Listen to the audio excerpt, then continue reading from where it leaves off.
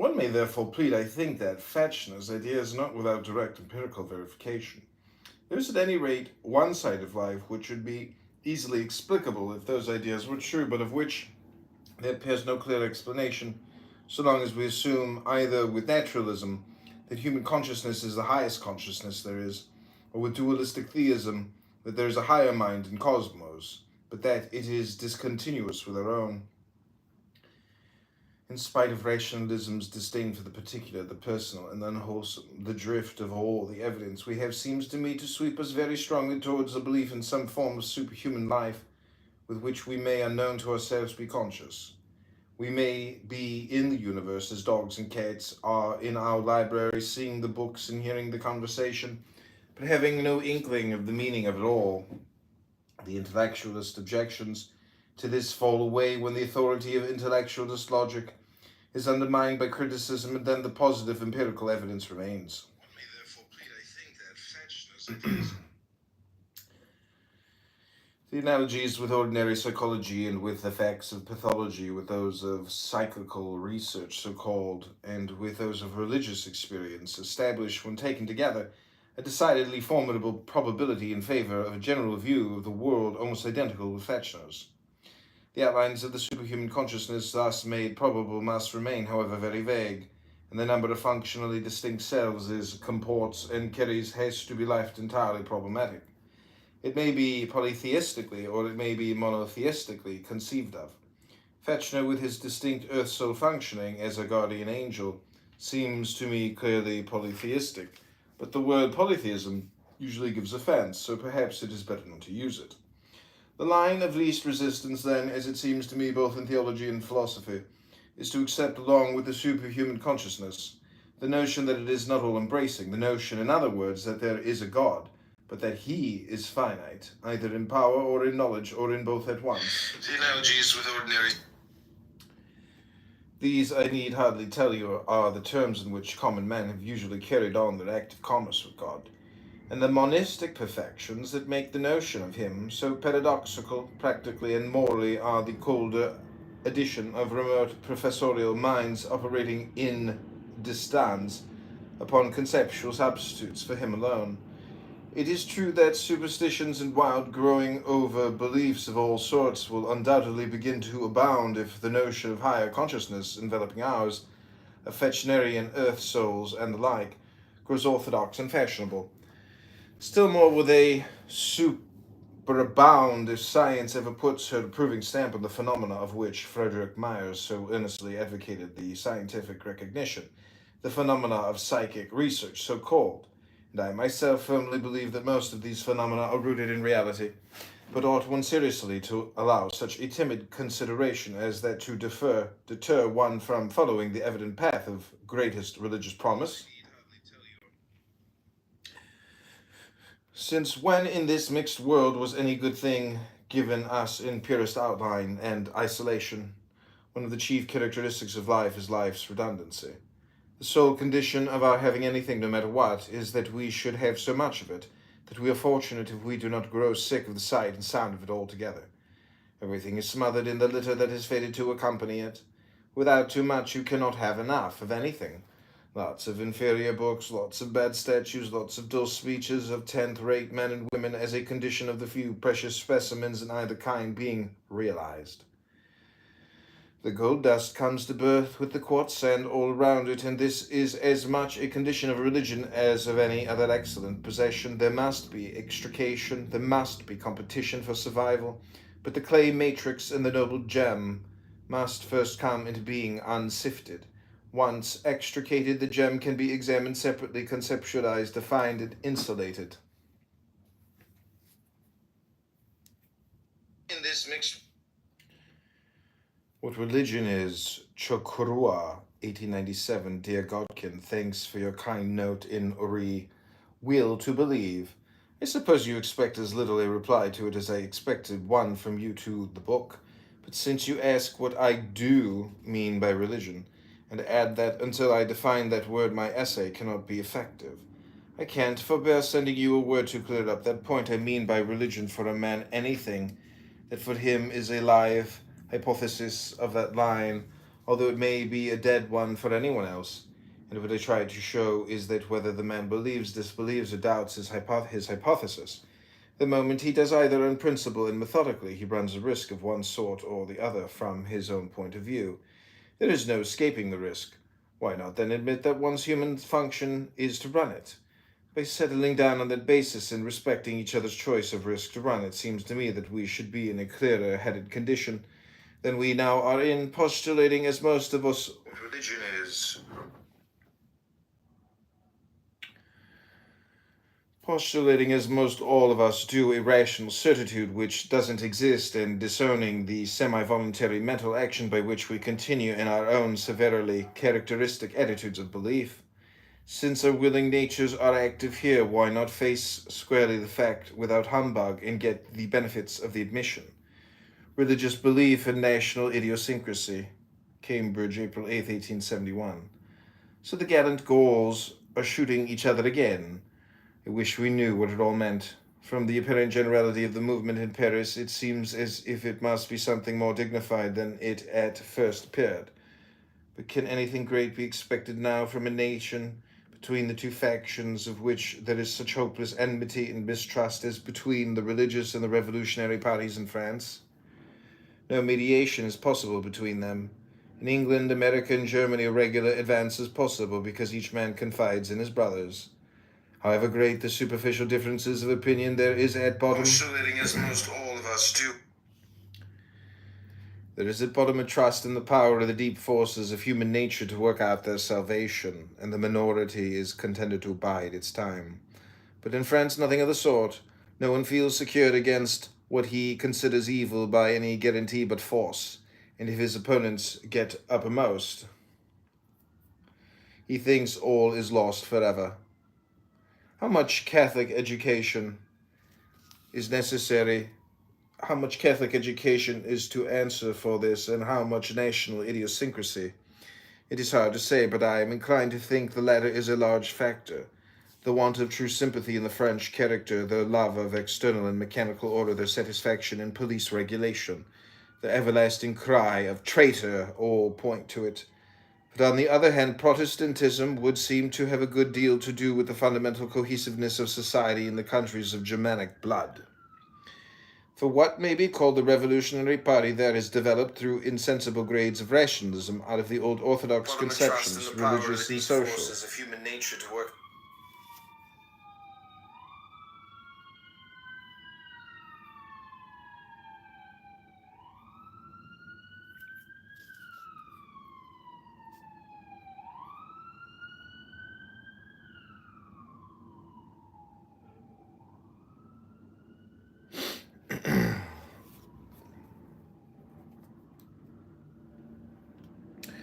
The process has been a continuous modification of positive belief, and the extremes, even if they had no respect for each other and no desire for mutual accommodation, which I think at bottom they have, would yet be kept from cutting each other's throats by the intermediate links.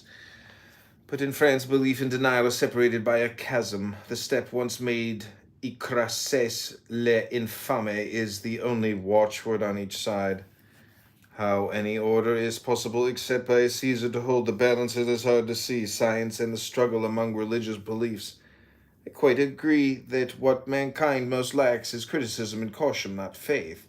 Its cardinal weakness is to let belief follow recklessly upon lively conception, especially when the conception has instinctive liking at its back.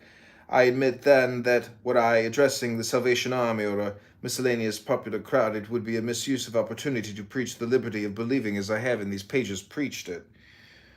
What such audiences most need is that their faith. The process has been a continued.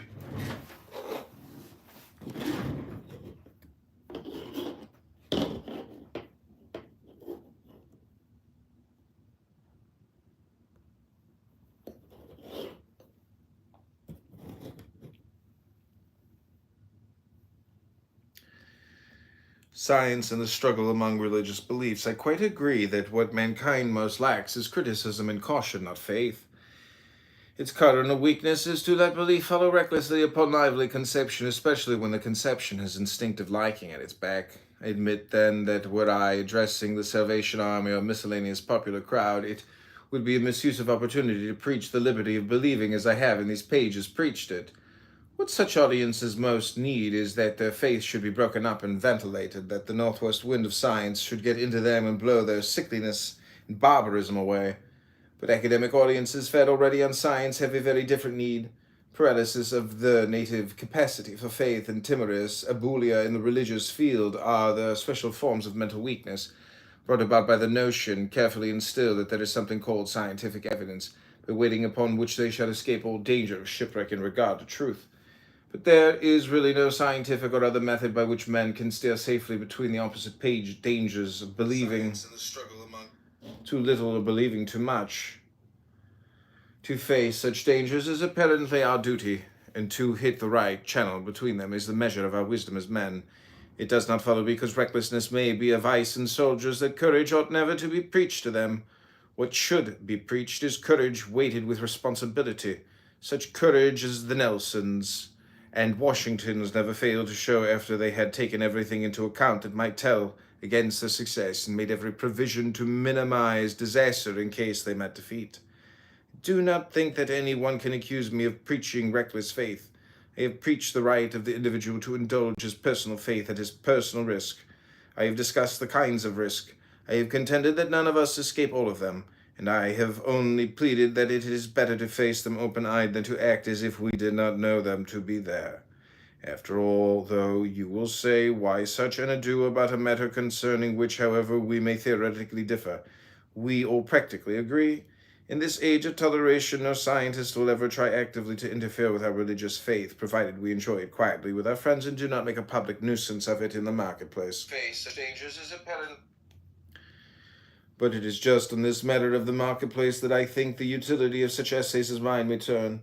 If religious hypotheses about the universe be in order at all, then the active faiths of individuals in them freely expressing themselves in life are the experimental tests by which they are verified, and the only means by which the truth or falsehood can be wrought out. The truest scientific hypothesis that is that which, as we say, works best, and it can be no otherwise with religious hypotheses.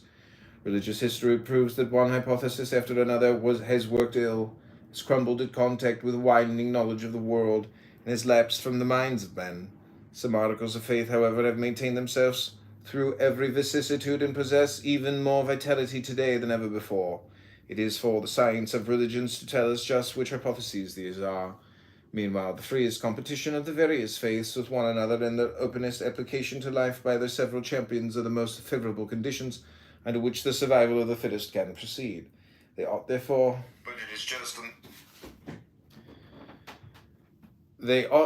not to lie hid each under his bushel, indulged in quietly with friends. They ought to live in publicity, vying with each other, and it seems to me that the regime of tolerance, once granted and a fair shield shown, the scientist has nothing to fear for his own interest from the liveliest possible state of fermentation in the religious world of his time. Those faiths will best stand the test which adopt also his hypotheses and make them integral elements of their own. He should welcome, therefore, every species of religious agitation and discussion so long as he is willing to allow that some religious hypotheses may be true. Of course, there are plenty of scientists who would deny that, dogmatically maintaining that science has already ruled out all possible religious hypotheses out of court. Such scientists ought, I agree, to aim at imposing privacy on religious faiths, the public manifestation of which could only be a nuisance in their eyes. With all such scientists, as well as with their allies outside of science, my quarrel openly lies, and I hope that my book may do something to persuade the reader. They ought therefore not.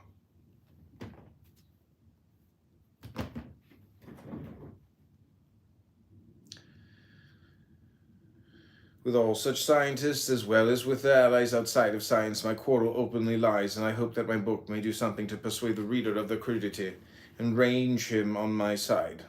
Religious fermentation is always a symptom of the intellectual vigor of a society, and it is only when they forget that they are hypotheses and put on rationalistic and authoritative pretensions that our faiths do harm. The most interesting, valuable things about a man are his ideals and overbeliefs. The same is true of nations and historic epochs, and the excess of which the particular individuals and epochs are guilty are compensated in the total and become profitable to mankind in the long run. The common content of all religions First is that under all the discrepancies of the creeds, a common nucleus to which they bear their testimony unanimously. And second, ought we to consider the testimony true? We will take up the first question first and answer it immediately in the affirmative. The warring gods and formulas of the various religions do indeed cancel each other, but there is a certain uniform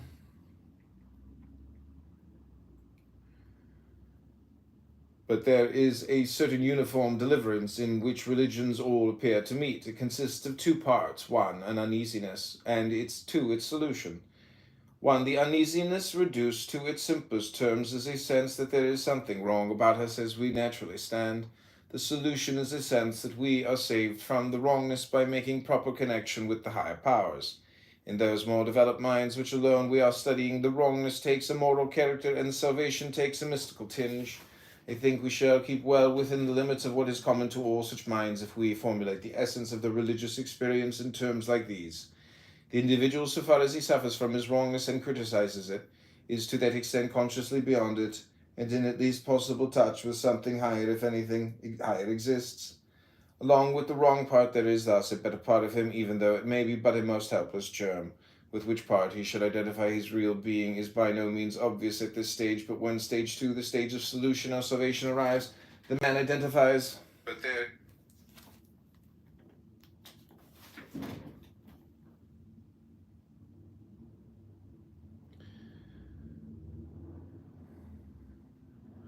The man identifies his real being with the germinal higher part of himself and does so in the following way.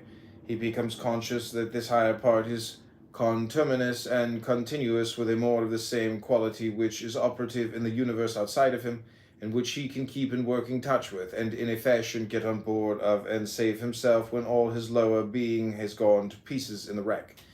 It seems to me that all the phenomena are accurately describable in these very simple, general terms. They allow for the divided self in the struggle. They involve the change of personal center and the surrender of the lower self. They express the appearance of exteriority of the helping power and yet account for our sense of union with it, and they fully justify our feelings of security and joy. There is probably no autobiographic document among all those which I have quoted to which the description will not well apply. One need only add such specific details as will adapt it to various theologies and various personal temperaments, and one will then have the various experiences reconstructed in their individual forms. So far, however, as this analysis goes, the experiences are only psychological phenomena. They possess, it is true, enormous biological worth. Spiritual strength really increases in the subject when he has them. A new life opens for him, and they seem to him a place of conflux, where the forces of two universes meet, and yet this may be nothing but his subjective way of feeling things, a mood of his own fancy in spite of the effects produced. I now turn to my second question. What is the objective truth of the content? The part of the content concerning which the question of truth most pertinently arises is that more of the same quality with which our own higher self appears in the experience to come into harmonious working relation. Is such a more merely our own notion, or does it really exist? If so, in what shape does it exist? Does it act as well as exist? And in what form should we conceive of that union with it of which religious geniuses are so convinced? It is in answering these questions that the various theologies perform their theoretic work, and that the divergencies most come to light. They possess, it is true, enormous. They all agree that the more really exists, though some of them hold to it to exist in the shape of a personal god or gods, while others are satisfied to conceive it as a stream of ideal tendency embedded in the eternal structure of the world. They all agree, moreover, that it acts as well as exists, and that something really is effected for the better when you throw your life into its hands. It is when they treat of the experience of union with it that the speculative differences appear most clearly. Over this point, pantheism and theism, nature and second birth, works and grace and karma, immortality and reincarnation, rationalism and mysticism, carry on inveterate disputes. The more, as we called it, and the meaning of our union with it form the nucleus of our inquiry. Into what definite description can these words be translated, and for what definite facts do they stand? The subconscious self is nowadays a well-accredited psychological entity, and I believe that in it we have exactly the mediating term required. Apart from all religious considerations, There is actually and literally more life in our total soul than we are at any time aware of. Exists, though some of them hold to it.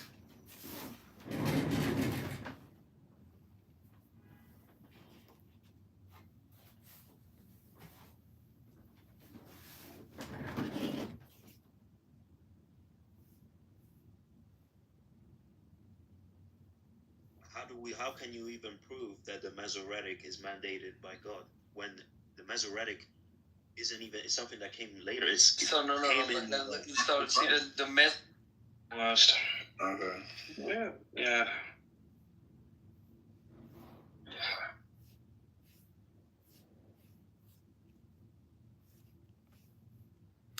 Hello, I'd like to give you my best evidence for God. Thank you. You're the first one.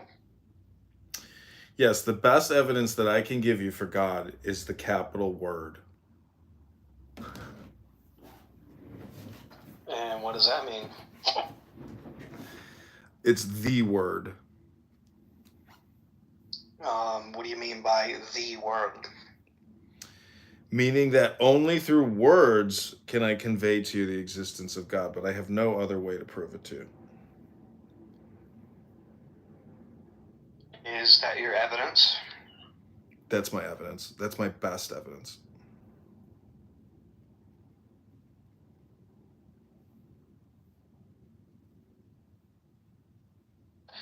I don't know, Shortito, Barbie, Jamesy, are you guys swayed by that? Do you think that's good evidence? No.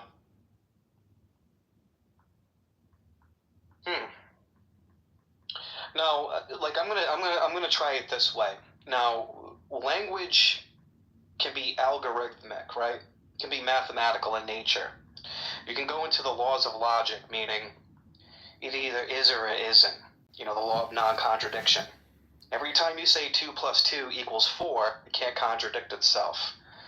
Mathematics, for an example, it wasn't invented, it was discovered. If we want to make this claim that the laws of the universe are fundamentally principled on mathematics, like physics, for an example, so far so good. I have been pretty consistent in my argument. Now, if I want to go into the infinite regress and go into the epistemic standard of the universe, there has to be some sort of transcendental mind that this mathematics, that the laws of the universe, such as mathematics and physics, comes from. But wait, why can't you just accept? Hold on a second. Why can't you just accept? Let me ask you a question. Why can't you accept that numbers and words are the same thing? Letters and numbers are the same thing. It's all the same. I'm not done yet. Okay, go ahead. I'm not done yet. So how come you can't make a reasonable argument in the same way that I'm making a reasonable argument, and you think you're gonna jump up here and just say some fucking like 2-3 sentence one-liner? Because words are no different than numbers. Letters are numbers. That's what Hebrew is. Aleph is 0. Beth is 1. So if you realize that letters and numbers are the same thing, you would realize the best evidence to prove that God exists is actually words. Okay, so would you disagree with my argument? No, I think I agree with it, but I'm trying to simplify it and compress it. How come you didn't say that, though? Because I'm confirming it. So we just had this guy P. Mars up here, right? Give a couple of fucking one-liners and talk a bunch of fucking nonsense, and I understand why the atheists on this platform are fucking pissed off with people like this. Like, I can fucking see it. Like, I understand why. As a matter of fact, I think there's no fucking excuse for this fucking nonsense. And here you are as a representative of Christ, right? Like, you want to represent Christ, okay. And you do the same thing as this guy does. You just throw a couple of one-liners. Oh, that's evidence. But it's not even a compelling argument. I know. I don't think I'm trying to really overdo it. I think I'm trying to compress it and simplify it.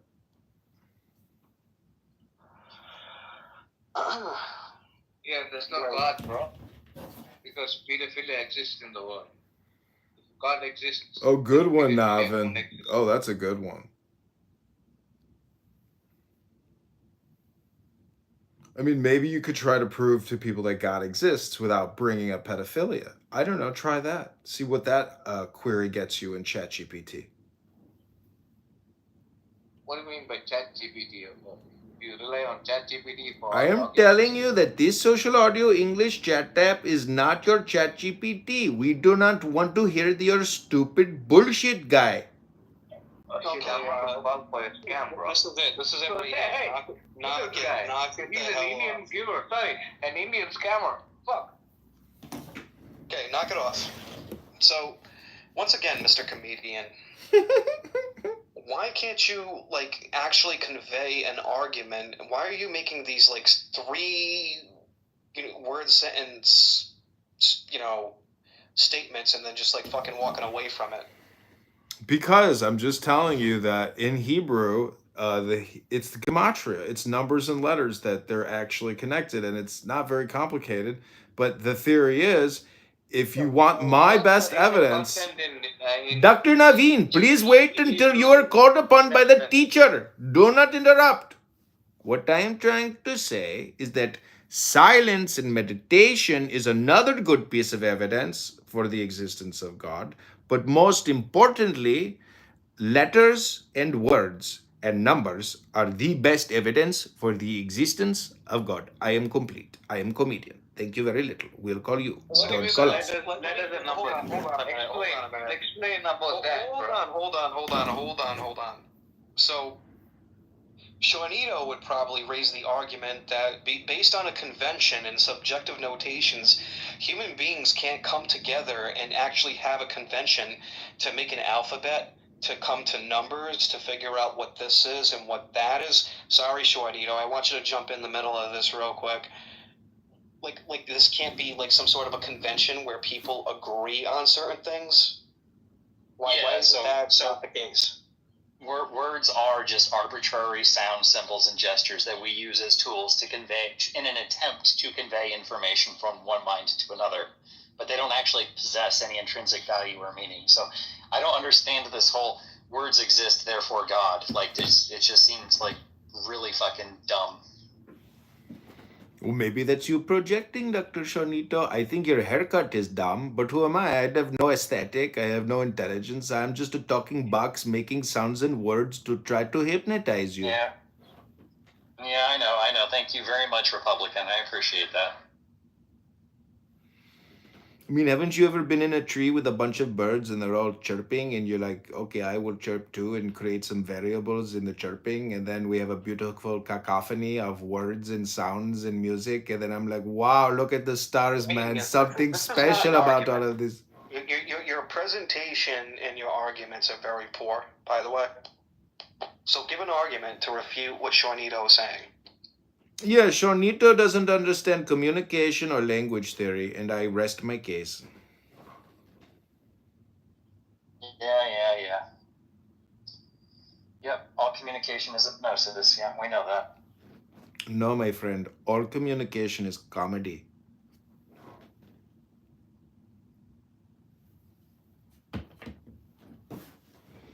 You don't know the universal joke yet? You haven't figured out the riddle to the question of the Sphinx? What is the secret super answer to the question of the riddle of the Sphinx? And that will give you the answer for the best evidence of God, which is silence. Zip! I am complete.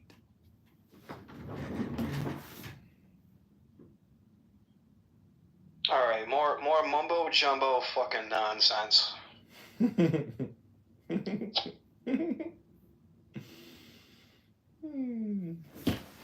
It's just more fucking mumbo jumbo. In Hinduism, they call it Lake Chita, which is the silent lake that reflects the light from the moon.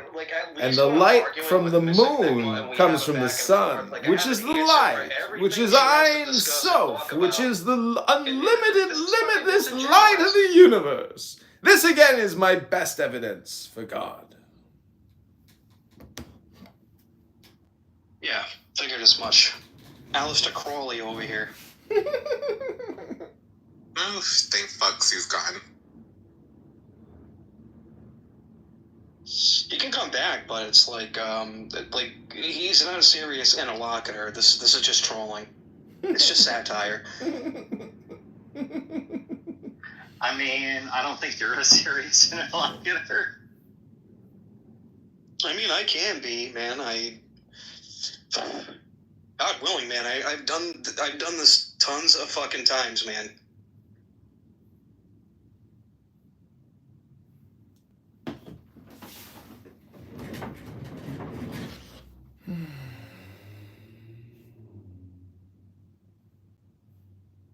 Oh, they kicked me. Group eligible for salvation than the other. If they It's in their religion. They both no, it's their belief in God. Red It's Rum, their belief in you God. have to break the binary. So you're talking. Few thing, and that if we create it again in another correct way, we can make even inert material such as rock think. We can bring inert elements alive in a way that is called AI. These inanimate objects are able to think and logically process information the way that a living object can. And that means if the universe was sequenced in the correct possibility, that it could do the exact same thing. And the fact is that the universe will one day reach that possibility. And that means if it exists in the end, it exists in all time. And while Mark here wants to, he's angry because the atheist perspective is being destroyed, so he thinks he's just going to talk up over the mic. It is very sad that they have to resort to these manners like demons. They try to ensure that you do not get the information you need to be at peace with your soul. I'm really mad and angry that you're a moron. I'm really mad and angry that you're an idiot. I am clearly the moron on this stage. Please, Mark, stop projecting. We can't hear anything if everybody's talking on the mic at the same time. That moment to you and say, yes, I'm the dumbass. And the reason I'm the dumbass is because I believe that speaking to fools like you could be possible to make you not be fools. But instead, I'm left with the result. That a clown is a clown, and you can't take him out the circus and make him anything better. You just are a fool. Oh, Dr. Coleman, this is comedian. Please put me in the queue after Mark is finished projecting. Thank you very little. Yes, I'm going to let Marcus finish. I've said what I have to say. You've been given the information. You're welcome. Ding, indeed. Cooked. Okay, Mark, nice to meet you. Dr. James, can you maybe compress what you're telling us about the AI and the soul and the material world? Rahi, please, let Dr. James cook. No, let James, whatever. James is not applicable right now. No, I want to hear Dr. James cook. I don't want to hear you right now, Dr. Rahi. Please be patient. Just 5 minutes, please. Alright, fine. Well, the thing is, if I cook any more, they're going to be burnt. So I'm going to let you guys sizzle a little bit. And now everybody sees why Benji says no comment. Andrew and Coolman, look at the game. Look at the argue. Let it continue. Alright. May I just say a quick word or two to Coolman and this is the title of the room. God is love. Fair point. Is Jesus the true God? False. Jesus is not the true God. Is he, uppercase, the most high God? He here referring to Jesus? No, not the case. Jesus, the man, was just a man. Compost material like you and I. You think that you're just compost? I think I'm better than a piece of shit in a field melting into dirt, man. I think maybe we're better than compost. I don't know. Comedian, jokes aside.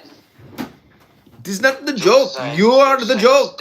Why don't you let learned men try to educate the people with the positive information instead of the compost analogy? I am not a compost like you, Dr. Rahi. Yes, you can call me Dr. Delvey. Don't call me Dr. Rahi. I will be Dr. Delvey to you. So, the fire is real. I'm here to inform Andrew that he will be toasting in it if he does not reform. Oh my God, did you hear that, Dr. Andrew? You're going to get cooked in a fire. What do they call the fire, Dr. Rahi? Islam is false. Yes, Andrew's in the game. So Islam is just a concept, Andrew. It's what Abraham is credited to have done. He submitted. I bring the information I brought. That we're going to talk about Flying Unicorn Man and his. Wait a second. Just wait a second. Just quick I note to brought Andrew. was that I have definitive proof of the possibility of a thing. Yeah, I have definitive proof that fire is a possibility. Yeah, there's definitive proof that there's a possibility that this thing could be true. Yeah, if you want to know the definitive proof that fire is a possibility is, it's just covered in oxygen, and oxygen burning is what makes fire. The definitive proof that fire exists what about water, is real. Mr. James? H2O. There are two flammable substances that are conjoined. And the oxygen makes the fire worse. Thank you for the topic of information that had nothing to do with what me and him were talking about. It's wonderful. It's great. It is. I love it when pretend intelligent people try to join conversations and they just rant onto something else. It's like, what the fuck? Get on the same train. Stop writing the short run. But Dr. James, just be patient because you know you're wasting your time too. Every time with the big waste of time. When I was talking about the sequence of events that created you, me, and everything else in the entire universe, and we're going to bring it down to the guy who flew around on a fucking unicorn, teaching people that they should marry 12-year-olds. It's like, no, you weakened the room, sir, not me. Go fuck with Mehmet. You're one of the jahil. Who's that cuss? You're telling Mehmet. That's what his little fucking nickname is, Muhammad. You're one of the jahil. You don't like being called that. Hey, listen, fellas. God is pleased.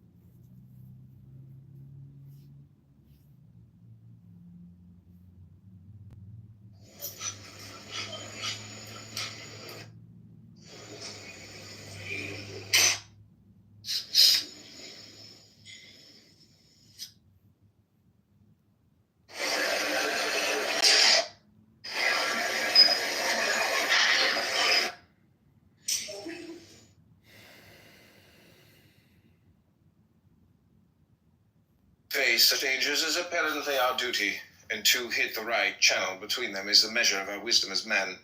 It does not follow because recklessness may be a vice in soldiers that courage ought never to be preached to them. What should be preached is courage weighted with responsibility, such courage as the Nelsons and Washingtons never failed to show after they had taken everything into account that might tell against their success and made every provision to minimize disaster in case they met defeat. Do not think that anyone can... In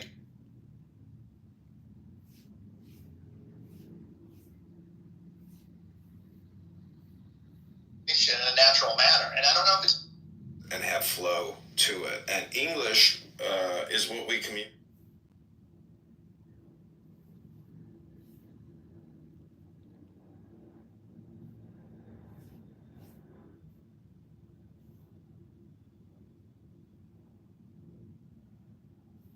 Science and the struggle among religious beliefs, I quite agree that what mankind most lacks is criticism and caution, not faith.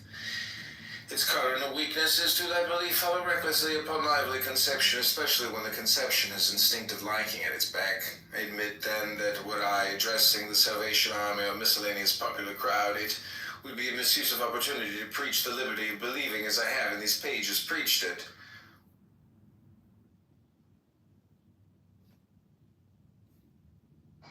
Fuck you.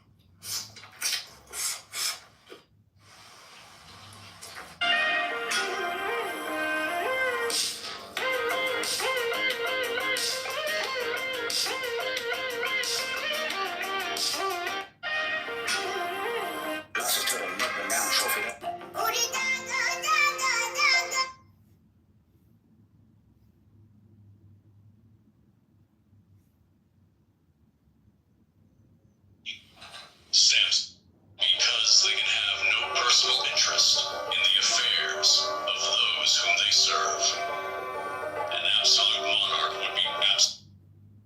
This is Google YouTube. I received a community guideline strike because I talked about vaccines, and apparently I violate my local health authorities and the World Health Organization policy. So now Google is making me take what's called a policy information, vaccine misinformation policy training. And I want to show you the questions and also what the correct answers are and what the false answers are. So if you have to take this test in order to continue.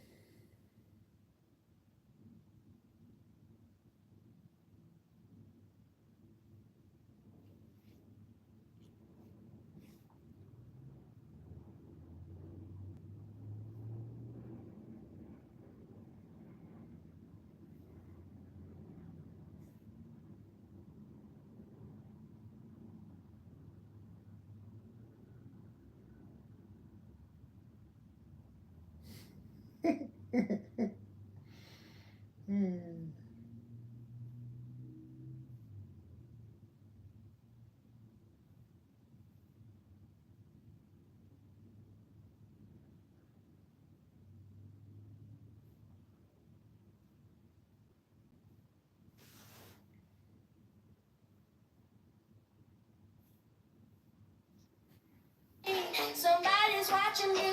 Is my anxiety.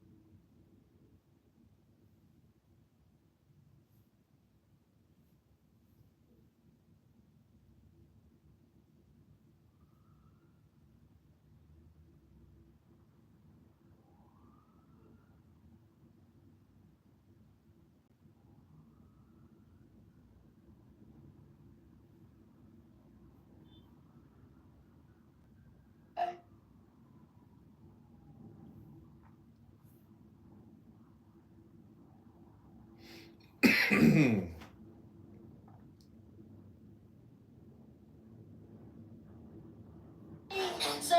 watching me. Yo, my man, Beetlejuice! How's it going, bro? How can I help you, Dr. Beetlejuice?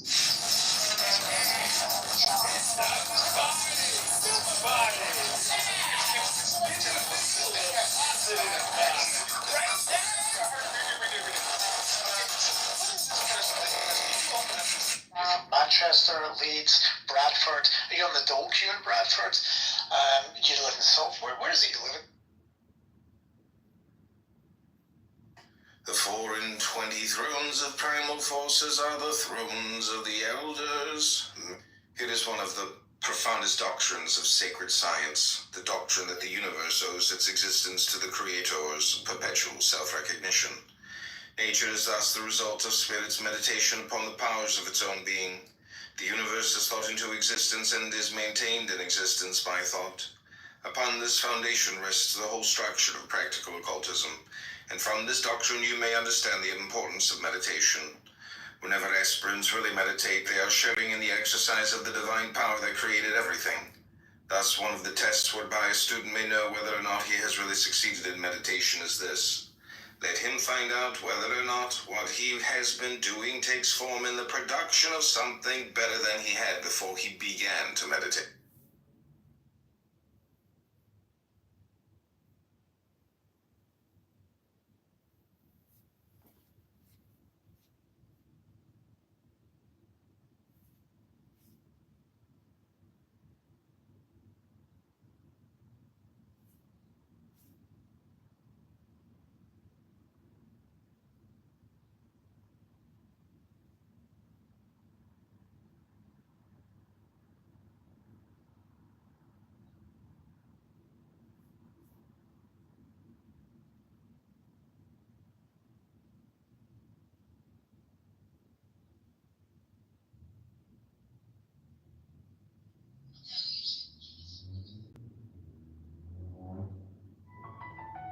I'll smile, don't know what it takes to fool this girl.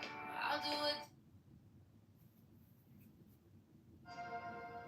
If tomorrow all the things were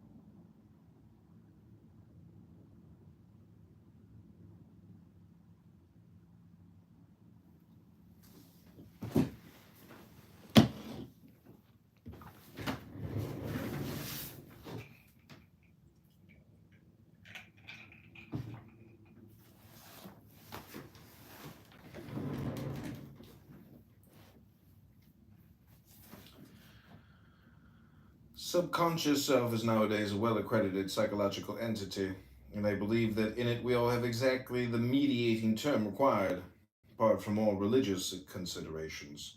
There's actually and literally more life in our total soul than we are at any time aware of. Much of the content of this larger background against which our conscious being stands out in relief is insignificant. Imperfect memories, silly jingles, inhibitive timidities, dissolutive phenomena of various sorts, as Myers calls them, enter into it for a large part, but in it many of the performances of genius seem also to have their origin, and in our study of conversion, of mystical experiences, and of prayer, we have seen how striking a part of invasions from this region play in the religious life. Let me propose as an hypothesis that whatever it may be on its farther side, the more with which in religious experience we feel ourselves connected is on its hither side the subconscious continuation of our conscious life, starting thus with the recognized Subconscious self is not Starting with the recognized psychological fact as our basis, we seem to preserve a contact with science, which the ordinary theologian lacks. At the same time, the theologian's contention that the religious man is moved by an external power is vindicated, for it is one of the peculiarities of invasions from the subconscious region to take an object appearances and to suggest to the subject an external control, In the religious life, the control is felt as higher, but since on our hypothesis it is primarily the higher faculties of our own hidden mind which are controlling, the sense of union with the power beyond us is a sense of something, not merely apparently but literally true. This doorway into the subject seems to me the best one for a science of religions, for it mediates between a number of different points of view. Yet it is only a doorway, and difficulties present themselves as soon as we step through it, and ask how far our transmarginal consciousness carries us if we follow it on its remoter side.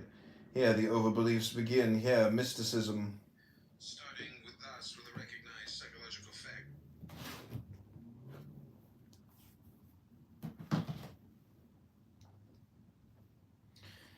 Here the overbeliefs begin. Here mysticism and the conversion rapture and Vedantism and transcendental idealism bring in the monistic interpretations and tell us that the finite self rejoins the absolute self, for it was always one with God and identical with the soul of the world. Here the prophets of all the different religions come with the visions, voices, raptures, and other openings supposed by each to authenticate his own peculiar faith. Disregarding the overbeliefs and confining ourselves to what is common and generic, we have in the fact that the conscious person is continuous with a wider self, through which saving experiences come, a positive content of religious experience, which it seems to me is literally and objectively true as far as it goes.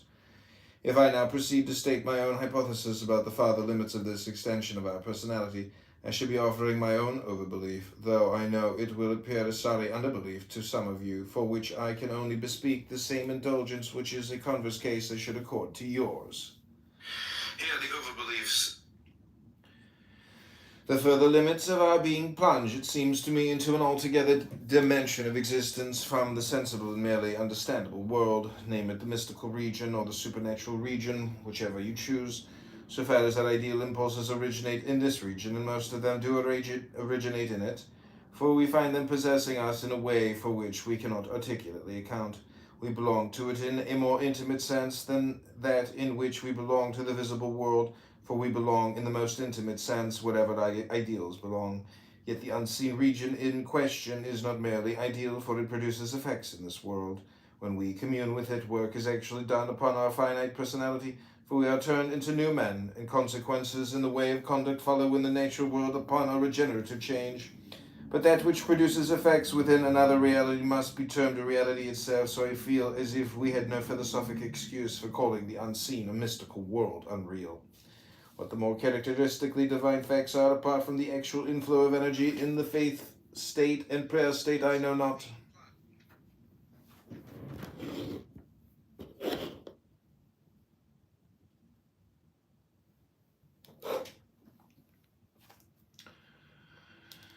But the overbelief on which I am ready to make my personal venture is that they exist. The whole drift of my education goes to persuade me that the world of our present consciousness is only one out of many worlds of consciousness that exist, and that those other worlds must contain experiences which have a meaning for our life also, and that although in the main that experiences and those of this world keep discrete, yet the two become continuous at certain points and high energies filter in. Religious experience points to polytheism. If asked just where the differences in fact which are due to God's existence come in, I should have to say that in general I have no hypothesis to offer beyond what the phenomenon of prayerful communion, especially when certain kinds of incursion from the subconscious region take part in it, immediately suggests. The appearance is that in this phenomenon something ideal which in one sense is part of ourselves and in another sense is not ourselves actually exerts an influence, raises our center of personal energy, and produces regenerative effects unattainable in other ways.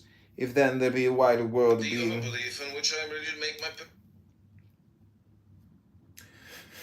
if then there be a wider world of being than that of our everyday consciousness, if in it there be forces whose effects on us are intermittent, if one facilitating condition of the effects be the openness of the subliminal door, we have the elements of a theory to which the phenomena of religious life lend plausibility. I am so impressed by the importance of these phenomena that I adopt the hypothesis which they so naturally suggest. At these places, at least, I say, it would seem as though transmundane energies, God, if you will, produce immediate effects within the natural world to which the rest of our experience belongs. Meanwhile, the practical needs and experiences of religion seem to me sufficiently met by the belief that beyond each man and in a fashion continuous with him, there exists a larger part which is friendly to him and to his ideals. All that the facts require is that the power should be both other and larger than our conscious selves. Anything larger will do, if only it be large enough to trust for the next step. It need not be infinite, it need not be solitary. It might conceive even be only... If then there be a wider world of being... It might conceivably even be only a larger and more godlike self, of which the present world would then be but the mutilated expression, and the universe might conceivably be a collection of such selves, of different degrees of inclusiveness, with no absolute unity realized in it at all. Thus would a sort of polytheism return upon us, a polytheism which I do not on this occasion defend, for my only aim at present is to keep the testimony of religious experience clearly within its proper bounds. The Individual and Society, Chapter 7, Why Communities Change. The problem is, what are the causes that make communities change from generation to generation, that make the England of Queen Anne so different from the England of Queen Elizabeth, the Harvard College of today so different from that of 30 years ago? I shall reply to this problem. The difference is due to the accumulated influence of individuals, of their examples, their initiatives, and their decisions.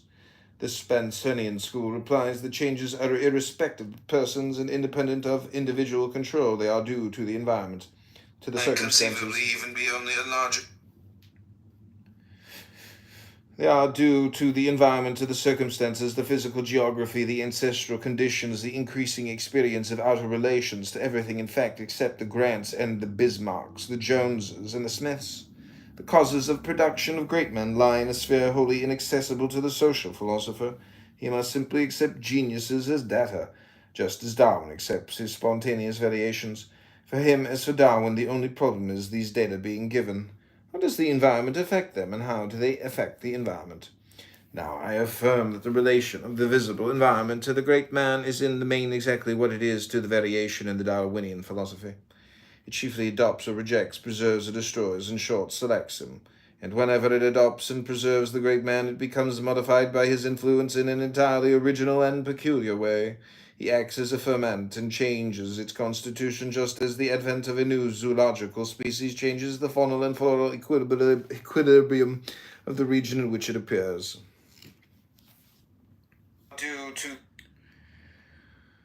We all recollect Mr. Darwin's famous statement of the influence of cats on the growth of clover in their neighborhood. We all have read of the effects of the European rabbit in New Zealand, and we have many of us taken part in the controversy about the English sparrow here, whether he kills most cankerworms or drives away most native birds.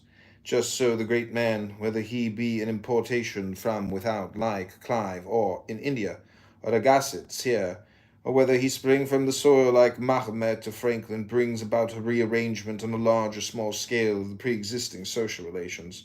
The mutations of societies then from generation to generation are in the main due directly or indirectly to the acts or the same example of individuals whose genius was so adapted to the receptiveness of the moment, or whose accidental position of authority was so critical that they became ferments, initiators of movements, setters of precedent or fashion, centers of corruption, or destroyers of other persons, whose gifts, had they had been free play, would have led society in another direction. We all recollect Mr.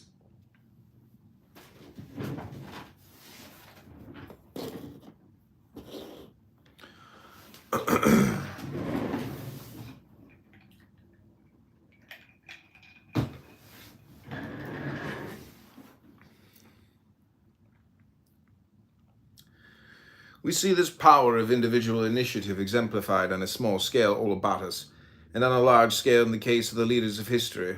It is only following the common sense method of a Lyell, Darwin, and a Whitney to interpret the unknown by the known, and reckon up cumulatively only causes of social change, we can directly observe societies of men just like individuals, in that both at any given moment offer ambiguous potentialities of development. Whether a young man enters business or the ministry may depend on a certain which has to be made before a certain day he takes the place offered in the counting house and is committed. Little by little the habits, the knowledges of the other career, which once lay so near, cease to be reckoned even among his possibilities. At first he may sometimes doubt whether the self he murdered in that decisive hour might not have been the better of the two, but with the years such questions themselves expire, and the old alternative ego, once so vivid, fades into something less substantial than a dream. It is no otherwise with nations. They may be committed by kings and ministers to peace or war. This power of individual initiative. They may be committed by kings and ministers to peace or war, by generals to victory or defeat, by prophets to this religion or to that, by various geniuses to fame in art, science, or industry. A war is a true point of bifurcation of future possibilities. Whether it fail or succeed, its declaration must be the starting point of new policies. Just so does a revolution or any great civic precedent become a deflecting influence whose operations widen with the course of time. Communities obey their ideals, and an accidental success fixes an ideal as an accidental failure blights it. Would England have today the imperial ideal which she now has if a certain boy named Bob Clive had shot himself as he tried to do at Madras? Would she be the drifting raft she is now in European affairs? If a Frederick the Great had inherited a throne instead of a Victoria, and if Messrs. Bentham, Mill, Cobden, and Bright had all been born in Prussia, England has no doubt today precisely the same intrinsic value relatively to the other nations that she ever had. They may be committed by kings and ministers. There is no such fine accumulation of human material upon the globe, but in England the material has lost effective form, while in Germany it has found it. Leaders give the form. Would England be crying forward and backward at once, as she does now, letting I will not wait upon I would, wishing to conquer but not to fight? If her ideal had in all these years been fixed by a succession of statesmen of supremely commanding personality working in one direction? Certainly not. She would have espoused, for better or worse, either one course or another.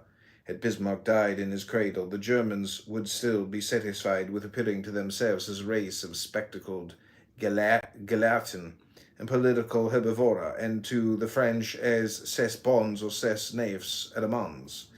Bismarck's will showed them to their own great astonishment that they could play a far livelier game. The lesson will not be forgotten. Germany may have many vicissitudes, but they will never do away, I ween, the marks of that which once hath been. There is no such fine accumulation of The lesson will not be forgotten. Germany may have many vicissitudes, but they will never do away, I ween, the marks of that which once hath been. Of Bismarck's initiative, namely from 1860 to 1873, the fermentative influence of geniuses must be admitted as, at any rate, one factor in the changes that constitute social evolution. The community may evolve in many ways. The accidental presence of this or that ferment decides in which way it shall evolve. Why, the very birds of the forest, the parrot, the minnow, have the power of human speech, but never develop it of themselves. One must be there to teach them. So with us individuals. Rembrandt must teach us to enjoy the struggle of light with darkness, Wagner to enjoy peculiar music effects. Dickens gives a twist to our sentimentality, Artemis Ward to our humor, Emerson kindles a new moral light within us. But it is like Columbus's egg, all can raise the flowers now, for all have got the seed. Be forgotten, Germany may have many vicissitudes, but they...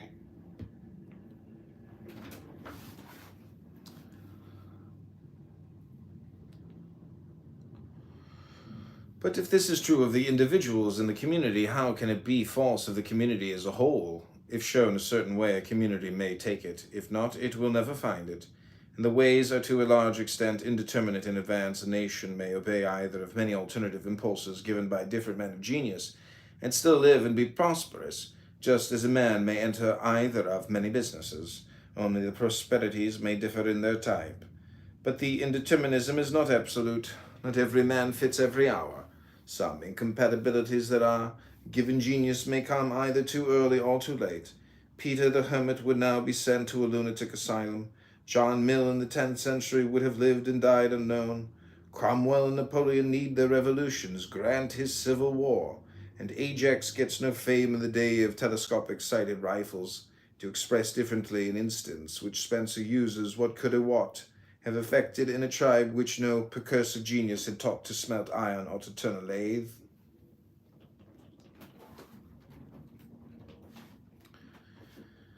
Now, the important thing to notice is that what makes a certain genius now incompatible with his surroundings is usually the fact that some previous genius of a different strain has warped the community away from the sphere of his possible effectiveness. After Voltaire, no Peter the Hermit. After Charles IX and Louis XIV, no general Protestantization of France. After the Manchester School of Beaconsfield success is transient. After a Philip II, a Castellar makes little headway, and so on. Each bifurcation cuts off certain sides of the field altogether and limits the future possible angles of deflection. A community is a living thing, and in words which I can do no better than quote from Professor Clifford, it is the peculiarity of living things not merely that they change under the influence of surrounding circumstances, but that any change which takes place in them is not lost but retained, and as it were built into the organism to serve as a foundation for future actions. If you cause any distortion in the growth of a tree and make it crooked, whatever you may do afterwards to make the tree straight,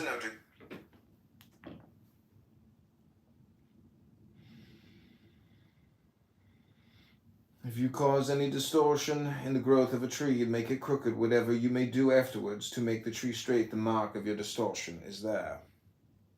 It is absolutely indelible. It has become a part of the tree's nature. Suppose, however, that you take a lump of gold, melt it, and let it cool.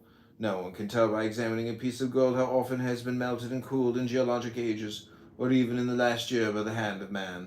Anyone who cuts down an oak can tell by the rings in its trunk how many times winter has frozen it into widowhood, and how many times summer has warmed it into life. A living being must always contain within itself the history, not merely of its own existence, but of all its ancestors. Every painter can tell us how each added line deflects his picture in a certain sense. Whatever lines follow must be built onto those first laid down. Every author who starts to rewrite a piece of work knows how impossible it becomes to use any of the first written pages again. The new beginning has already excluded the possibility of those earlier phrases and transitions, while it has at the same time created the possibility of an indefinite set of new ones, no one of which, however, is completely determined in advance. Just so. Absolutely.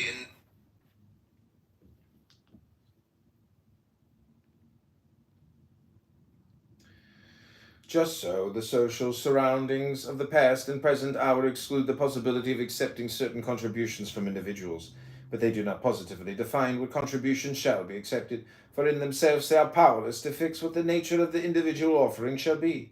Thus, social evolution is a resultant of the interaction of two wholly distinct factors, the individual deriving his peculiar gifts from the play of physiological and infrasocial forces, but bearing all the power of initiative and origination in his hands, and second, the social environment, with its power of adopting or rejecting both him and his gifts. Both factors are essential to change. The community stagnates without the impulse of the individual. The impulse dies away without the sympathy of the community. The evolutionary view of history, when it denies the vital importance of individual initiative, is then an utterly vague and unscientific conception, a lapse from modern scientific determinism into the most ancient Oriental fatalism. The lesson of the analysis that we have made, even on the completely deterministic hypothesis with which we started, forms an appeal of the most social surroundings of the past.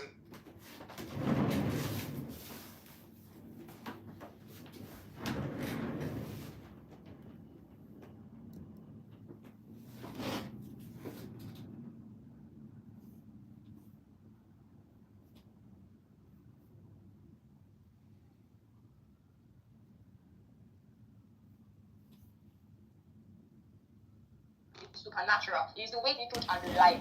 So when you read your Bible, you have to tell God, Lord, please explain this particular verse for me.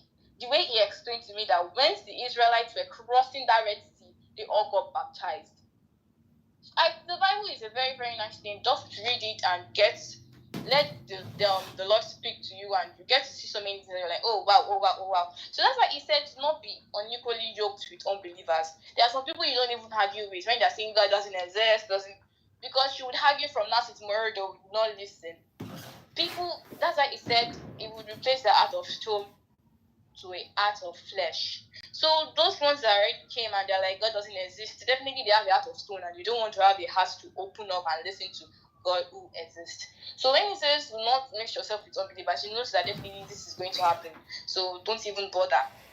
there are people, that's why you have to be guided by the Holy Spirit. When the Lord tells you, speak to this person, I want you to speak to this person needs to hear this.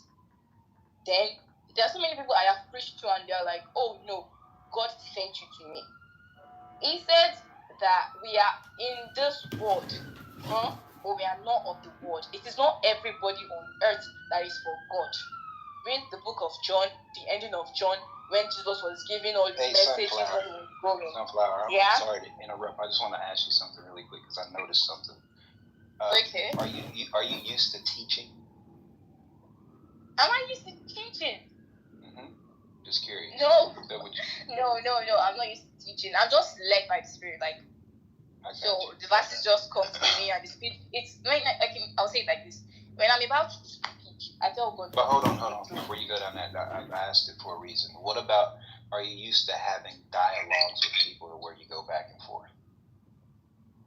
Dialogues, like people opposing what I say? No, that's not a dialogue. So when you speak, you say a couple of things, you hit a point, you go back, you let somebody else engage and interact. Are you used to interactive conversations to where you say just a few things to keep the conversation spicy, but not over spicy with too much information, but you say just something to the point, you fall back and you allow somebody to say something to their point, and y'all share information back and forth. Are you used to that? Well, like everything is being led by the Spirit. If I say anything, it's maybe definitely because God is telling me to say this. So there are sometimes that I might be talking and I don't even know what I'm saying and I can't even remember what I'm saying. But if someone is okay, we are both sharing thoughts on anything, then fine. Or if I'm speaking to someone and I'm telling you this is Sunflower. I'm gonna take that as a no. Okay. And that's fine. That's fine if you haven't. But usually in these spaces, you share information. That's fine. Remember one of the rules that was in the link was be mindful of mighty time. Sometimes when you're flowing by the Holy Spirit, I do it too. So I'm not. No, you're fine. You're fine.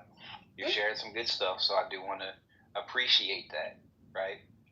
But Andrew had asked you a basic question, and you in return kind of gave like a whole book, like a sermon, instead of just being able to engage. And I know that you're just flowing in the Spirit because I get like that too. So I'm not mad at you. I just, sometimes we don't recognize and realize that's what we're doing because we're so in the Spirit and we're flowing, and just we done lost the dialogue. We're just more so, let me give you all the information that's coming to me at once, instead of going, let me control the information that's coming. I'll still give it, but let me be mindful. I've been on the mic for a minute sharing information, so let me just stop right there because I know I've said a lot. Some people don't know how to catch that, and I'm just noticing that with you, and it's fine. But here, you don't have to worry about getting everything all out in one breath. You can gradually share and feed the information, bit by bit, and go, okay, I've said enough, and catch yourself and allow people to interact with you. But Andrew just asked you a basic question. I thought it was pretty basic, and I've lost the question now because like you went so into detail with what you're saying, I can't even remember what he asked you. Andrew, do you remember what you asked her? I remember what he asked me. He said, how am I sure if Jesus was seated at the right hand side, right? And there I gave his reasons to why exactly I know why he is seated. So I just gave my experiences of how I know that definitely he's seated at the right hand side. Thank you. I appreciate that. All right. Well, I appreciate it. Cool, man. I guess if somebody else wants to say something, by all means, peaceful. I don't know, you haven't really spoke. I don't know if you wanted to say anything, or if you're talking. Yeah, put me in the queue, Andrew. I want to read to you from the writings of William James. Oh boy. All right. Well, it's I don't know how Cool Man wants to proceed. I think you can go ahead and speak, and then if Cool Man, I'm not sure where that's going to go, comedian, but go ahead.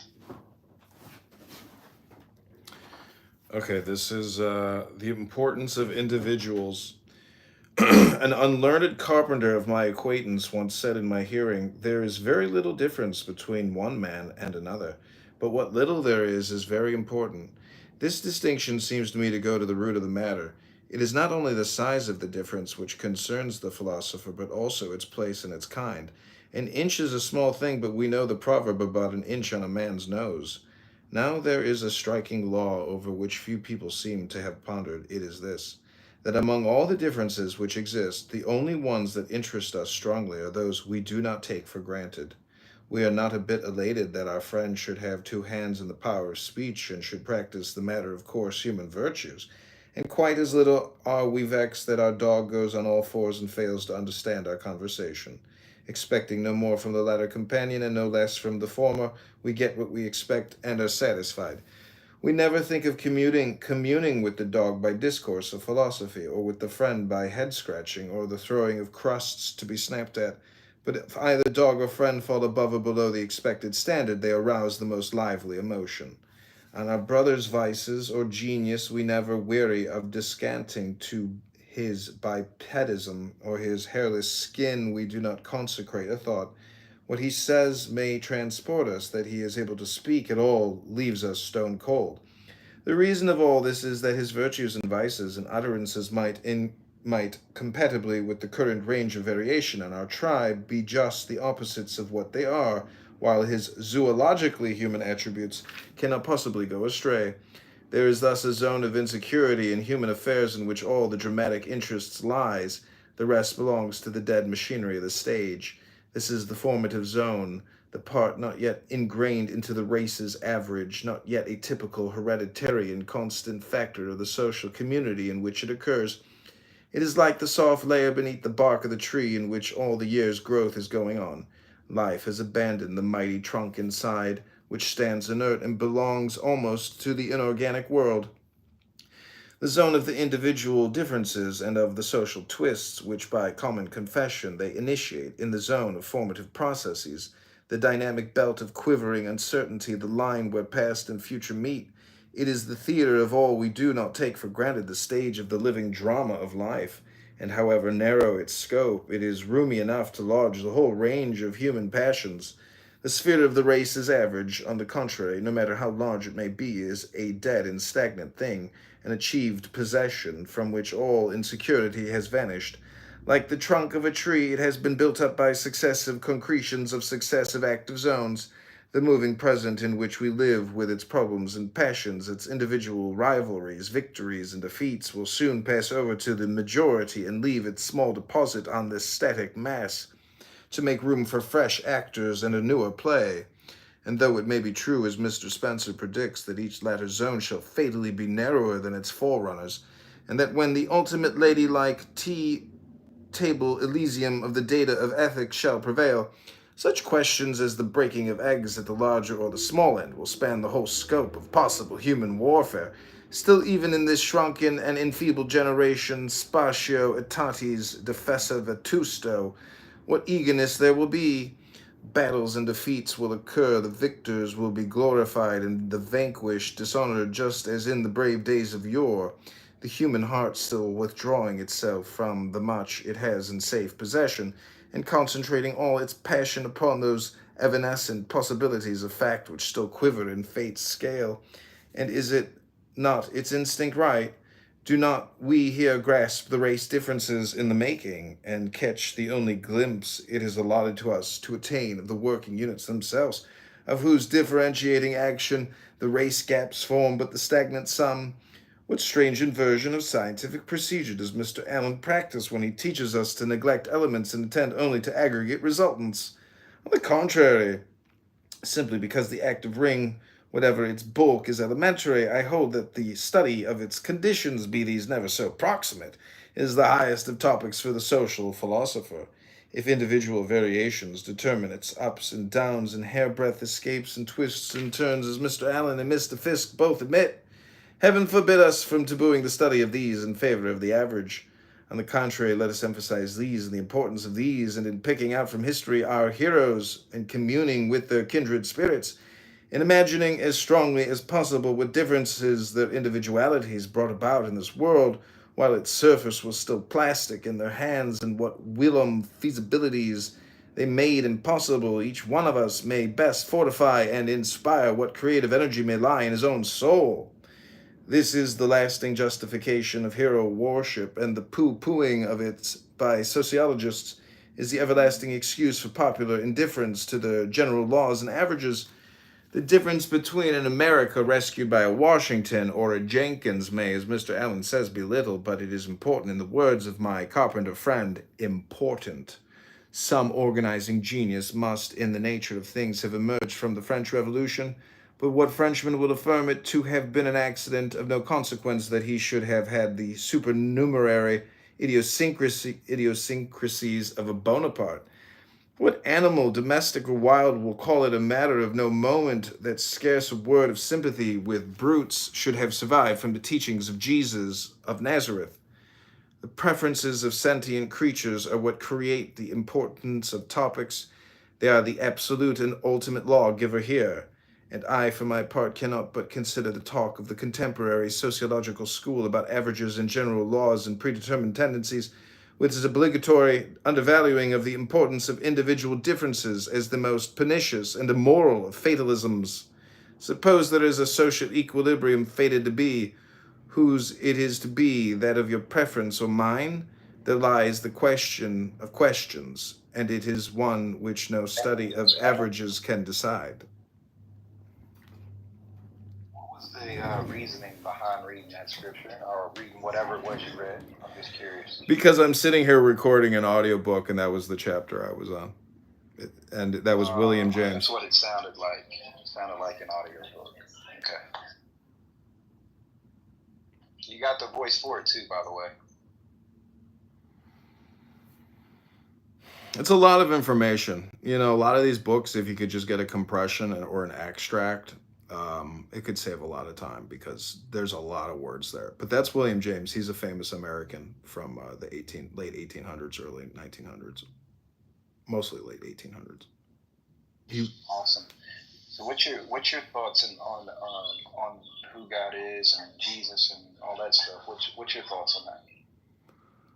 I think the universe is most likely the God, and Jesus Christ was most likely a Jewish mystic.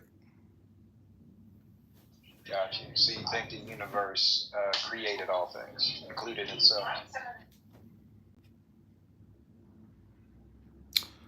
I don't think it created itself. I think it is itself, meaning that it's most likely infinite, and thus creation of itself is, I guess, redundant. I got you.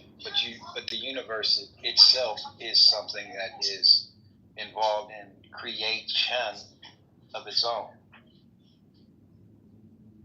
Or do you see that differently? No, yeah, I see that differently. Created at all. Yeah. So where did the universe come from? It comes from you. Okay, I got you. Meaning, if your brain couldn't even observe all of this and experience it, there is no universe. I mean, that's like a simpler way of putting it. I got you. So looking up at the sky at night really isn't looking at the universe. It's just, it comes from me. I got you. No, it's the universe re-experiencing itself through you. You're the end product of this amazing machinery, and you are sitting there re-observing yourself in the night sky. And Jesus did the same exact thing, and he used terminology like Father. I got you. Almost like when the signs say man evolved from slime from out of the sea. Got you. So when we look at the ocean, we're in essence doing what you're saying in a different way. We're looking at us when we look at the body of water of the ocean. Because that's where some science says that we evolved from slime.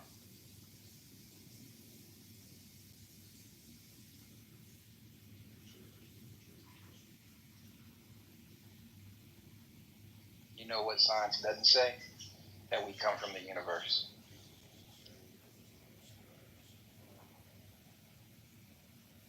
Did you know that, comedian?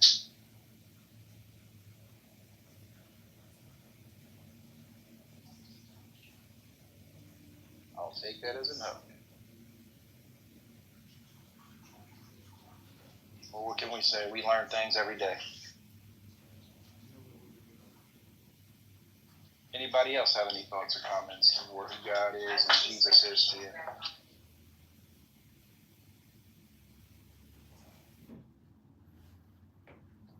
Cloud has some thoughts. You should tell him, Cloud. I'm just spending time with my kid right now.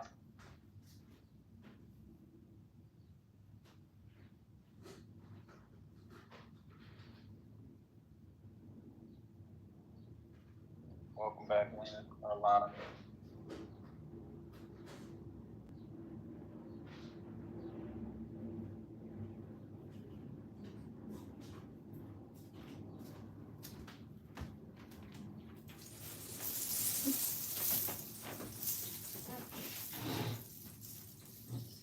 Can anybody on stage prove what you cannot see?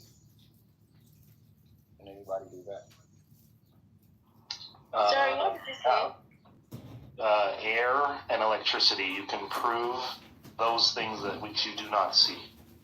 I can actually see electricity. Anybody can see electricity. If you throw some water where there's electricity at, you're going to be able to see it. Air, when it moves through the trees, you're going to be able to see it once it's blowing against something. So that's proof and evidence. There you go. Of things that can that can be seen. Yeah, air actually can be seen in action. I know, but without nothing, you can't have something. What do you think space is? It's a vacuum. And viruses. Bacteria and viruses are things we cannot see with our naked eye, but they infect us. That's proof and evidence. Yeah, but they can be seen though. That's not that wouldn't be a good example with a magnifying. But cool, man, how do you describe space, the area surrounding our atmosphere and Earth? That is nothing. It is literally a vacuum. It's not even, it's just black matter. There's nothing there. So that is nothing. But without it, we can't have something. We can't have Earth and this existence in reality without the emptiness or the void or the lack of matter. Well, I guess you would have to see it in that way. But you just described it, because I disagree with that. I don't see it that way. I don't see the matter around Earth and air and stuff to be nothing. That's very short-minded, in my opinion. No, it's outside of Earth. It's the black matter known as space, the infinite void outside of this planet, which gives this planet its ability to even exist. Without the nothingness, you can't have something. It's yin and yang and yin. It's the opposites. It's something and nothing. How do you get something? You get it from literal nothing, which is most likely what God actually is. It is the void. It is the darkness. It's a matter of opinion, is what you just stated.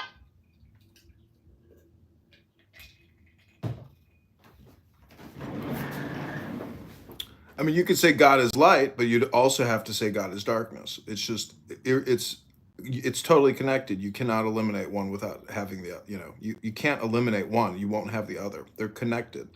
So it's essentially the belief in an organism theory environment where we are not just who you are. You're not just cool, man. You're actually cool, man, plus a gazillion other variables.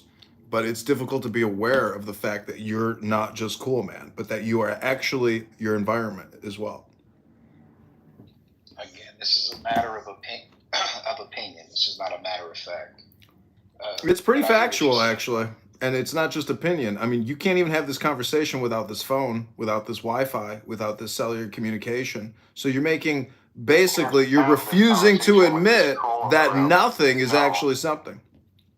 In order to have a conversation, you're going to have to remove the troll from the room if you want to have an actual conversation. You're projecting, Dr. Mark. You're projecting. So, comedian, that statement that you made about not even being able to have this conversation is, again, that is actually completely false. Because I could. Oh, we can talk to our cell phones without having cell phones? Do tell.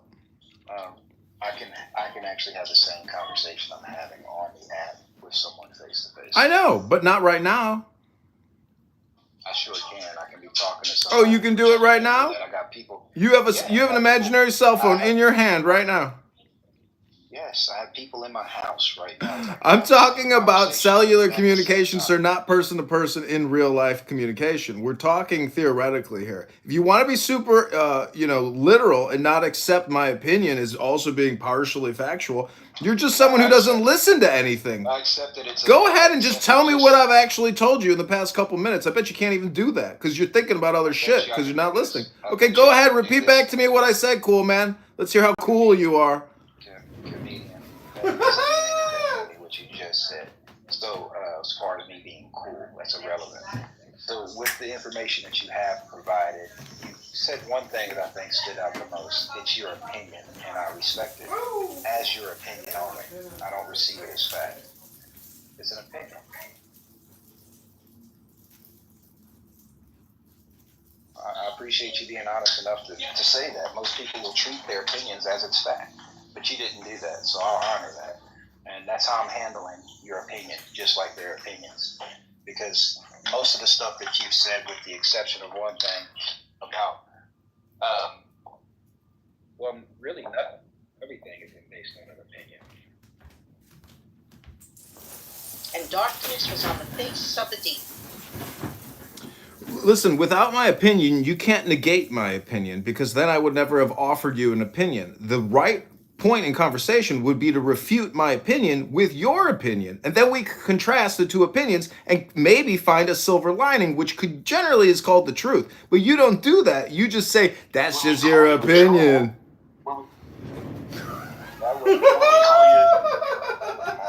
Troll, we know you're a troll because you act like a troll, and then you become a troll, self-fulfilling troll. You are a troll. Yeah. You are projecting.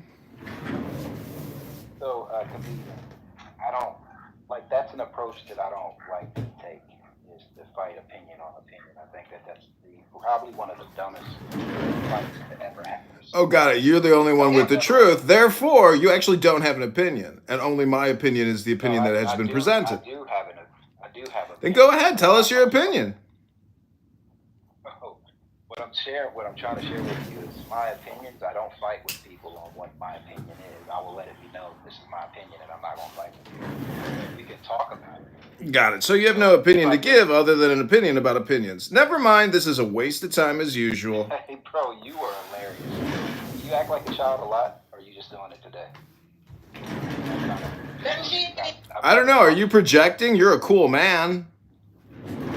Again, do you act like a child a lot or just right now? Certainly. Reading the way you read just a minute ago, which was very good. Oh, I think you got the voice. I don't even think you know what I read because I could barely even understand what I read. Yeah, but you did a good job at reading. You got a talent there. It's a gift to be able to read so swift with no hiccup, no pause. Not everybody can do that. The point is, without nothing, you can't have something. And you are something, but it takes nothing to make something. Explain that to me, Professor. You are wild, man. Science tells you you get nothing from nothing.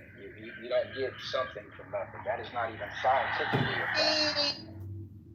That's crazy. The thought of that is so funny. I'd like to show me somebody bringing forth something from nothing.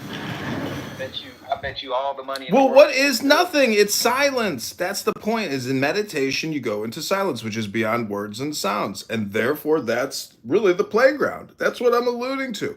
It's that everybody on here, including Mark, loves to run their mouth. But that's not a source of happiness or joy or stillness. That's just disrupting silence. And so all you theologians and philosophers out there, just remember the secret is silence.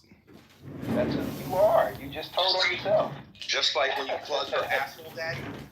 Anyways, hey, look. So let me help everybody really quick again because you came in kind of hot. No profanity in the room. You can speak, you can share. Just hold back on the profanity. I know it's custom to some people, but please don't do that.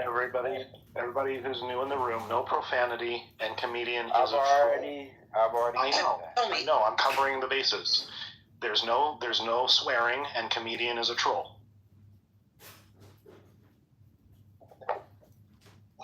Go ahead, Matt. What was you saying about the title minus the profanity? God is love. God is love. Can you say that in Hebrew? Q-man. Do you think there's a better? I just gotta say, I think it's awesome when people call me a troll because I don't actually think that's an insult. I think that's actually a projection, but I take it as a badge of honor that I get people to call me a troll all the time because they think I'm stupid, as if that gives them credibility by calling me a troll. You become the troll. You embrace it. You start acting like an idiot and an asshole. Yeah. Jesus is not the true most God. He himself many times has said this. I believe in the spiritual Christianity mythos. He is, as you would say, a catalyst, right? Which is why often he says, come through me to get to the Father.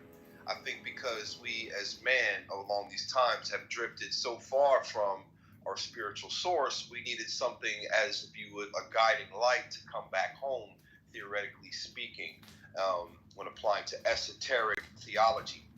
This is what I believe. This is what even the Bible will say. This is what other counterculture documents say, such as the Torah, the Talmud, even the what is the one that the Islamists read, where they Hadith? Rumi! No, the Torah or something like that.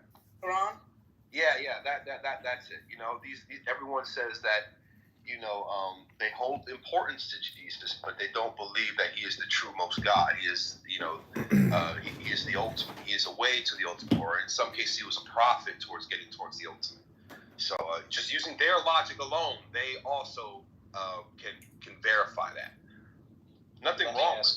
Let me ask you this, man. Who else claimed to be the truth that you know of in existence? Point them out. Said well, that they no one truth. has really.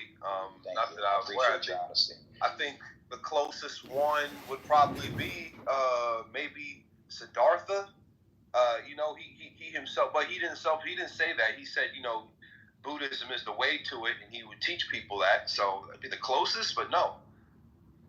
Thank you for your honesty.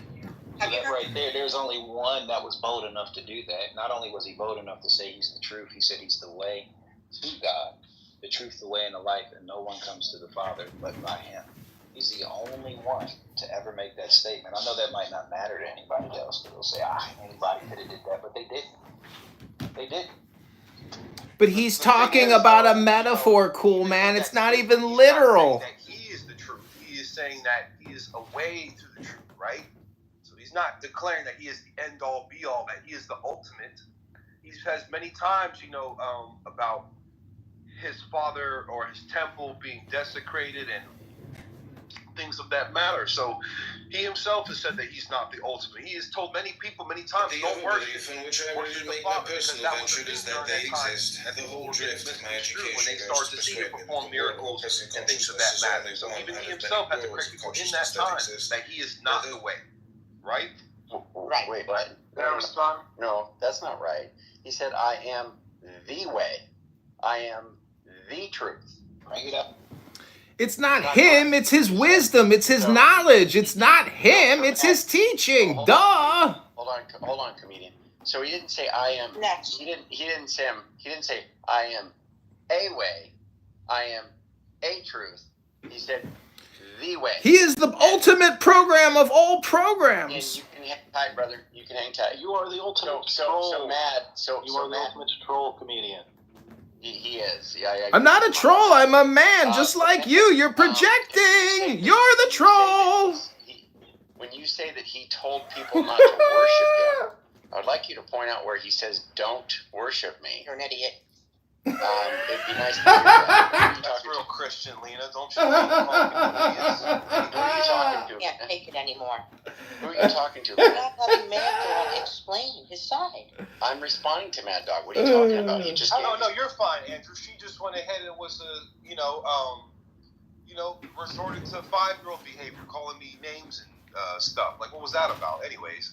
I'm calling Andrew because he knows better. What do I know better? What are you talking about? I'm responding to Mad. What are you saying? Mad Dog's wrong? Yes, he's incorrect. Jesus is the way. Why am I an idiot? Because he has a point, too. Yeah, cool. We both have points. So what's your point? Why are you calling me an idiot? Because he didn't always say yes. First of all, miracles were not messianic prophecy. Okay, well, what is your point? I don't agree with you. I think the resurrection was predicted in the Old Testament. That's a miracle. So I don't know what you're saying right now, and I don't understand why you're refuting me or trying to tell me that I'm an idiot. But the resurrection is now. We can be saved at this very moment now. Well, thank you, comedian. But We know you're a troll, comedian. We know. Yeah. Stop projecting on me that I'm a troll. You're a troll. Stop acting like a troll. Just Is act the like a only human thing being. you have to contribute to the conversation is that I am a troll? Is that the best you've got, Dr. Mark? Even Benji's like, Just act like a normal Comedian, watch the game for once. Well, just stop calling me a troll. You know, you could call me anything but a troll. How about that? David, I know you wanted to respond Try to to that. be serious for once in your life. Can you actually be a human being? Is that possible? Yeah, I read a Can book we here be about that? 10 minutes ago. Maybe you missed my book reading, but it's very rare you hear people read books nowadays. No, you can't. You have to continue being a troll. No, you can't. You be a keep normal calling me a troll. You're projecting your troll onto me. I'm not a mirror, Dr. Mark. Well, Actually anyway, be a human if they being. wanted some kind of scripture to, I guess, give that previous comment backing, if you will, right? John 20, verse 21, for God did not send his son into the world to condemn the world, but in order that the world might be saved through him, right? So that clearly tells you that you don't go to Jesus, you go through Jesus to get to God, right? So, again, that's through Scripture. And there's many, many verses that give that type of same evidence. It's not rocket science here. What he's trying to say is you don't worship me, you come through me. I'm a catalyst. I'm a step to the Almighty. He says it very often. Matt, I mean, the scripture says that Jesus created all things. What do you think about that? He's the son of the All-Father. Of course he can create all things. He was there within the creation process, right? So, that's a very vague and open statement. You know what I'm saying? He might have created all things, but maybe, not to the extent which we think of it, right? Okay, what about when he says that he considers it not robbery to be equal with the Father? Oh man, I've never heard that one, but yeah. So he doesn't consider it robbery. Like he's not like taking any undue position to consider himself equal to the Father. Well, maybe that could be true in certain